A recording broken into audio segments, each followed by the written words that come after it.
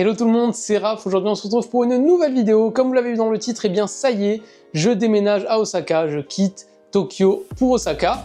Donc là je tourne cette séquence là la veille de ce qui va suivre. Alors pas tout à fait, en vérité j'avais prévu de faire la prochaine vidéo et celle-ci en une seule, sauf qu'au niveau rythme ça ne me convenait pas vraiment. Pareil au niveau de la durée ça allait être sinon un petit peu long, donc j'ai préféré les séparer, voilà tout simplement. Donc ne vous inquiétez pas, vous verrez tout le reste la semaine prochaine. Et je vous assure qu'il y a du lourd. Tout simplement, donc aujourd'hui c'est mon dernier jour à Tachikawa, donc là où j'habite, à l'ouest de Tokyo. Voilà, donc pour vous donner un petit peu mon ressenti et pour vous faire visiter ma share house également. Voilà, et il y aura aussi le site de la share house en description si jamais ça vous intéresse. Donc premièrement, eh bien, je vais vous partager mon avis. Donc eh bien, je suis à la fois triste et en même temps excité, je vais vous expliquer. Je suis triste parce que je quitte Tachikawa, donc là où j'ai vécu pendant 5 mois maintenant. Voilà, et Tachikawa qui est une ville que j'apprécie vraiment tout particulièrement parce que il y a vraiment tout ce qu'il vous faut en fait ici. Vous avez de bons restaurants, de quoi faire pas mal de shopping. Il y a également le Mont Takao qui est juste à côté, j'ai fait une vidéo dessus si jamais ça vous intéresse, et également un parc qui est très sympa, etc. Donc c'est vraiment une ville que j'apprécie tout particulièrement, et je suis en même temps excité parce que eh bien, c'est un nouveau départ pour moi, Je change de ville, je vais avoir un nouveau travail. Voilà, donc c'est un nouveau train-train finalement. Voilà, donc maintenant je vais vous faire un petit tour de ma share house. Voilà, parce qu'à mon avis ça peut vous intéresser et j'ai reçu un commentaire sur la dernière vidéo qui me le demandait, donc eh bien je vais faire ça. Pour commencer la visite de cette share house, on va commencer par ma chambre. Donc aujourd'hui c'était mon dernier jour, donc j'ai fini de préparer toutes mes affaires. Donc là il y a ma petite valise, mon porte-documents, j'ai mon sac à dos qui est juste ici. Il me reste également quelques petites affaires qui traînent que je prendrai demain matin. À noter que la grande valise, là vous ne la voyez pas, c'est parce que j'ai utilisé le service Takyubin, donc je l'ai déposé à un combini pour me la faire livrer jusqu'à Osaka, donc c'est quelque chose qui est très utilisé par les japonais, mais ça j'y reviendrai un petit peu plus tard dans la vidéo, vous verrez. Donc ici donc vous avez le lit, donc le matelas, je vais pas vous mentir, la première fois que vous dormez dessus, bon c'est très compliqué, La première fois que vous dormez dessus, c'est vraiment très compliqué, il est vraiment très dur, très raide. Mais bon, après vous prenez le coup, c'est un coup à prendre. Donc là, vous avez le bureau, voilà, donc avec mes dernières petites affaires, mon ordinateur sur lequel je monte toutes mes vidéos. Ici, nous avons quelques petites affaires, donc de la sauce soja qui reste. Ça, c'est de la lessive, si jamais vous venez au Japon, voilà, donc je vous recommande ça, vous pouvez la trouver dans les combini. Voilà, ici on a un reste de furikake, on a une petite pâtisserie de chez Nintendo, je vous avais montré une pâtisserie de chez eux dans ma vidéo Sakura, il me semble que c'était vers la fin de la vidéo, et franchement c'est vraiment super bien cette boulangerie. Voilà, donc là on a un petit frigo, il y a des prises sur le lit carrément, voilà.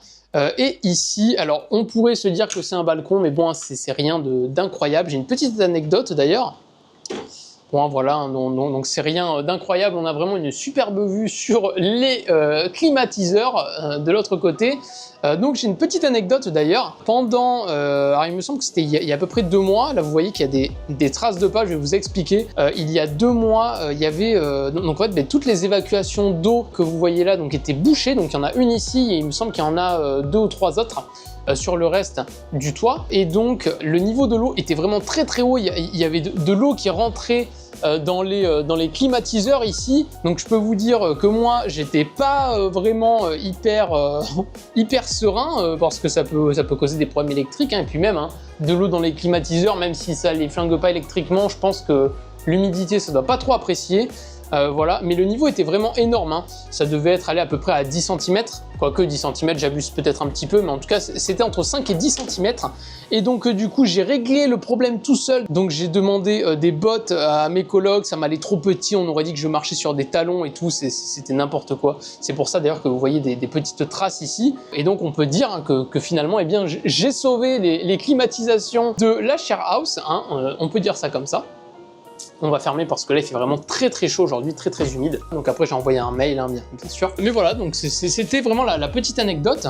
Et ici vous avez un placard, voilà, donc un placard qui est immense, hein, il doit faire facile plus de 2 mètres, les portes font facile plus de 2 mètres, voilà, donc vous pouvez mettre vos petits cintres ici, vous avez un petit rebord ici, voilà, un petit peu de place pour mettre vos affaires, votre valise. Bon, par contre, hein, pour les affaires, je vais pas vous mentir, faut pas être trop petit, hein.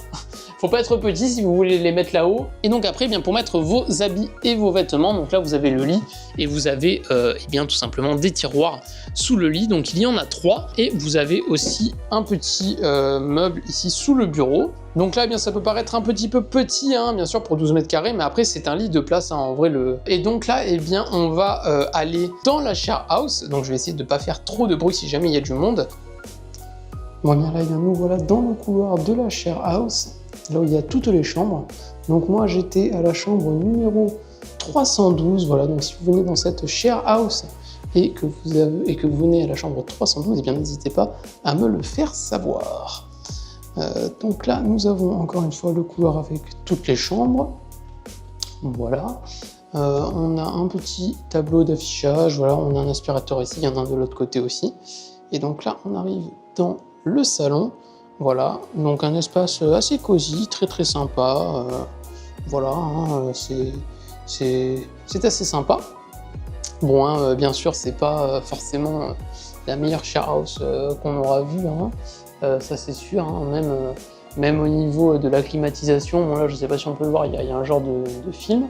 Et ce que vous voyez là, le noir, eh bien c'est de la poussière. Donc il y a la grille, hein, bien sûr, mais il y a aussi pas mal de poussière. Voilà, hein, c'est pas forcément giga propre. À savoir qu'il y a des gens qui font le ménage, hein, ici.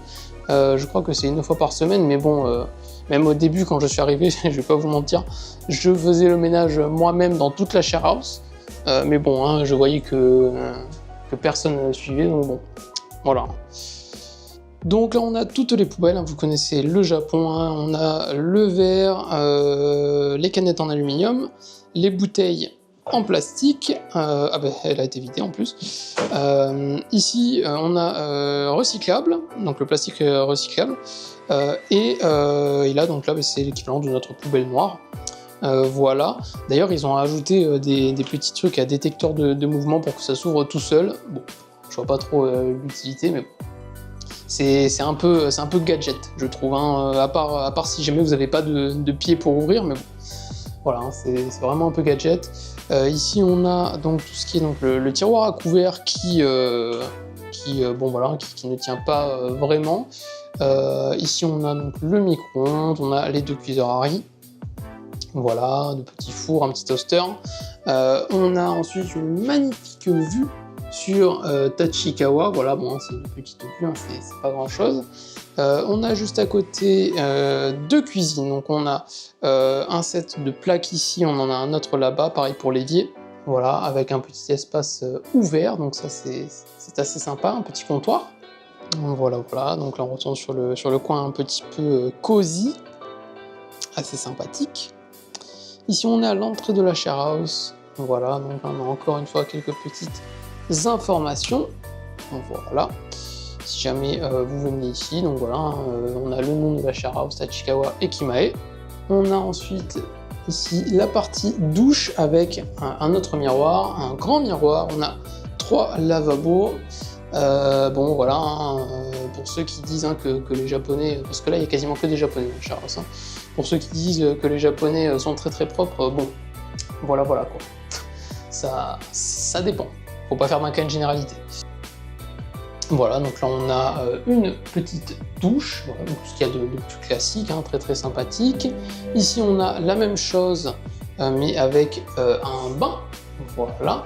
On a ici ensuite les machines à laver. Si jamais ça vous intéresserait que je vous dise comment utiliser une machine à laver, eh bien faites-le moi savoir, hein. Mais en gros, ce qu'il faut savoir, donc souvent vous mettez tout, normalement quand vous l'allumez, donc ça vous met des trucs de base, vous mettez direct start, normalement ça va. Et pour le lavage délicat, c'est au chalet ici, voilà. Et après, il me semble qu'il y a d'autres modes, mais bon, honnêtement, je ne m'en suis jamais servi des autres modes. Ensuite, on a les sèche-linges. Donc ici, c'est 100 yens pour 30 minutes. Et donc ici, on a donc la même chose qu'il y a à gauche, hein, avec le bain, etc. Mais seulement pour les femmes. Alors bon, ça moi je ne comprends pas, hein, honnêtement, pour la douche en tout cas, vu qu'il y a un truc qui s'appelle un loquet, en fait. Donc que tu sois un homme ou une femme, et bien tu mets ton loquet et puis t'es tranquille en fait. Voilà. Donc surtout que parfois il y a des femmes qui prennent les douches pour tout le monde, donc du coup tu peux te retrouver bloqué, voilà, alors que mademoiselle aurait pu prendre la douche pour les femmes. Mais bon, ça c'est une autre histoire, hein. Aussi, chose que je n'ai pas mentionné au Japon, on a ces petites tablettes, donc ça c'est pour définir en fait la température de l'eau, voilà, donc vous pouvez définir le maximum, et vous avez ici les litres d'eau, voilà, que vous voulez mettre. Voilà. Et ensuite, nous avons ici un coin toilette, avec pareil un toilette réservé aux femmes. Pourquoi? Parce qu'en fait, il y a un loquet en fait. Et ici, donc là, on a les toilettes communes, hein, pour tout le monde. Voilà, donc c'est des toilettes japonaises, hein, classiques. On a ici un petit lavabo avec un miroir, mais il n'y a rien pour s'essuyer les mains. Voilà. Avec aussi seulement de l'eau froide, voilà. Alors à ce lavabo là, hein, seulement sur les autres il y a de l'eau chaude, je vous rassure. Voilà, donc là on a les petits placards à chaussures avec la porte d'entrée. Bon bien voilà, hein, on a fini avec le tour de la share house, donc comme vous avez vu, hein, c'est quand même assez petit. Bon, le seul défaut à cette share house, c'est franchement que c'est pas hyper propre, les espaces communs. Ça c'est un problème qui m'a un peu refroidi au début, je vais pas vous mentir. Parce qu'en plus, le pire c'est qu'il y a des gens qui font le ménage, c'est une personne qui vient une fois par semaine pour les espaces communs, et franchement, ça suffit pas quoi. C'est ça le problème.